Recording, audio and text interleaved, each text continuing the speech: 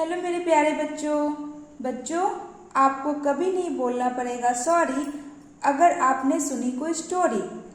आज मैं आपके लिए लेके आई हूँ एक बहुत ही मज़ेदार कहानी का नाम है साहसी पायल। तो चलिए शुरू करते हैं कहानी। राजस्थान के अलवर शहर में एक छोटा सा गांव था। गांव का नाम था बंसुर। गांव में पायल नाम की एक लड़की रहती थी। उसके घर के चारों तरफ बहुत ही सुंदर हरे भरे खेत थे।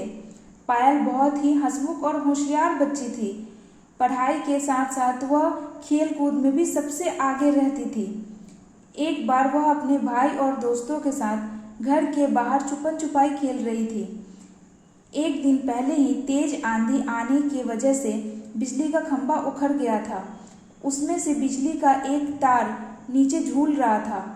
खेलते खेलते अचानक पायल के भाई का पैर उस पे पड़ गया और वह डर गया। मगर पायल बहुत ही साहसी बच्ची थी। पायल ने तुरंत पास में पड़ी हुई एक लकड़ी उठाया और उससे तार को जोर से हटाया और जल्दी से बोली, भाग जा भैया भाग जा। तभी तार पायल के हाथ पर आ गिरा। उसके हाथ बिजली के तारों से चिपक गए और वह वहीं बेहोश हो गई। तभी पायल का भाई और अन्य साथियों ने घबराकर शोर मचाया, बचाओ बचाओ, पायल के हाथों पे बिजली का तार गिर गया है, बचाओ बचाओ। आवाज़ सुनकर खेत पर काम कर रहे कुछ लोग भागकर आए। पायल को देखकर वह समझ गए कि करंट से उसके हाथ जल गए हैं और बच्ची बेहोश हो गई है। तब तक पायल के माता पिता भी आ गए थे। वे तुरंत ही उसे अस्पताल लेके गए।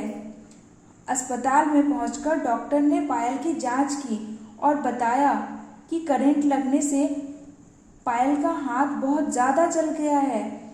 अब शायद वह इन हाथों से कभी कुछ काम नहीं कर पाएगी। यह बातें सुनकर पायल के माता पिता बहुत उदास हो गए। वो सोचने लगे कि अब पायल क्या सोचेगी, वो कैसे ये सब बर्दाश्त करेगी।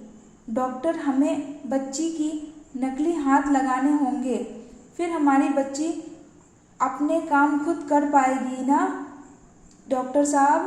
पिता ने उदास होकर ये सब बातें डॉक्टर से पूछा। पायल सब सुन रही थी। वह जल्दी से बोली, पिताजी मैं ज़रूर सारे काम कर पाऊंगी, विद्यालय भी जाऊंगी, मैं स्कूल में जाके खूब पढ़ाई लिखाई करूंगी, खूब खेलूंगी भी। पायल की हिम्मत और साहस देखकर डॉक्टर साहब भी हैरान हो गए। पायल के नकली हाथ लगा दिए गए। इस घटना के कुछ दिनों बाद ही पायल ने पैरों से लिखने का अभ्यास करना शुरू कर दिया और अभी तक घाव पूरी तरह ठीक भी नहीं हुए थे कि एक दिन उसने माँ से कहा, माँ मैं विद्यालय में खेल दिवस की तैयारी हो रही है, मैं भी कल से विद्यालय जाऊंगी।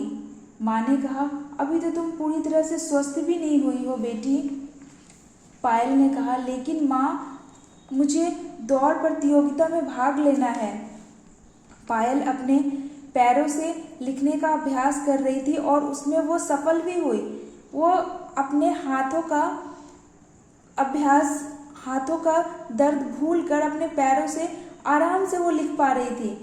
पायल के हौसले और उत्साह को देखकर माँ ने उसे अनुमति दे दी। ठीक है मेरी प्यारी बच्ची, तुम दौड़ प्रतियोगिता में भाग भी लोगी और तुम उसमें जीतोगी भी। अगले दिन सुबह उठकर पायल बहुत खुश थी।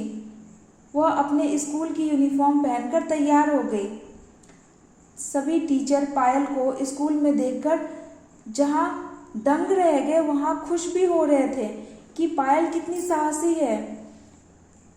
कक्षा में पायल के बैठने के लिए दरी बिछा दी गई जिससे वह पैरों से लिख सके। उसने सब बच्चों के साथ दौड़ का अभ्यास में भाग भी लिया। सभी शिक्षिकाएं और दोस्त उसकी इच्छा शक्ति और उसके साहस को देख के उसकी बहुत ही प्रशंसा कर रहे थे, उसकी बहुत ही तारीफ कर रहे थे कि इतनी छोटी सी लड़की में इतनी हिम्मत है। हाथों में नकली हाथ लगने के बाद भी वो जरा सा भी डरी नहीं, जरा सा भी सहमी नहीं और ना वो उदास हुई। अपनी हिम्मत और साहस के कारण पायल आज अपने विद्यालय और सहपाठियों में के लिए एक प्रेरणा का स्रोत बन गई है। मेरे प्यारे बच्चों, इस कहानी से हमें ये सीख मिलती है कि जीवन में जहाँ एक रास्ता बंद हो जाता है वहाँ दूसरा रास्ता ज़रूर खुलता है। हमें अपने उसी रास्ते को देख के उस पर चलना चाहिए और कभी भी हिम्मत नहीं हारनी चाहिए, कभी भी उदास होके बैठना नहीं चाहिए। हमेशा खुश होके एक नए ताकत के साथ, एक नई प्रेरणा के साथ आगे बढ़ना चाहिए।